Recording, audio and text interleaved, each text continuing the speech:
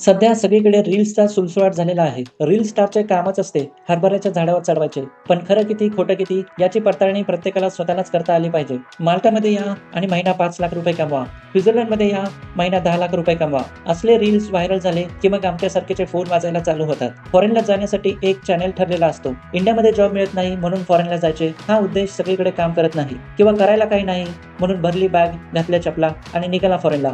गोष्टी एवढ्या सोप्या सुद्धा नसतात. रील स्टारचा कंटेंट जास्त मनाला लावून घ्यायचा नसतो. लाईक्स मिळाले, कॉमेंट्स मिळाले, त्यांचे काम झालेले असते. ते कधीच कॉन्टॅक्ट नंबर शेअर करत नाहीत. प्रसार माध्यमातून दिल्या जाणाऱ्या बातम्या सुद्धा समाजाच्या 100% फायद्याच्या असतील असे नाही. 2-3 आठवड्यापूर्वी ऑनलाईन एक हेडलाईन होती, बिग बींना पॅन्ट घालता येईना. अधिक माहितीसाठी लिंकवर क्लिक करा. पूर्ण बातमी 1-2 ओळीची होती. 82 वर्षाच्या बिग बींना शरीर साथ देत नसल्यामुळे पॅन्ट घालता येईना. आता या बातमीतून समाजातील कोणत्या घटकाचा काय फायदा होईल ते बातमी देणाऱ्यालाच माहिती. आणि कुठल्या रिपोर्टरला बिग बीच्या बेडरूमचा ऍक्सेस आहे. न्यूजवाल्यांनी सगळ्या बातम्या देऊन झाल्यात. फक्त सेलिब्रिटीच्या मलमूत्र विसर्जनाच्या बातम्या बाकी आहेत. वेळ काय होती, वजन किती ग्रॅम भरले, कलर काय होता, टेम्परेचर किती होते, वास कसा होता, या सर्व गोष्टीचे तंतोतंत वर्णन करून मसालेदार बातमी तयार करायची म्हणजे जनता धन्य होईल.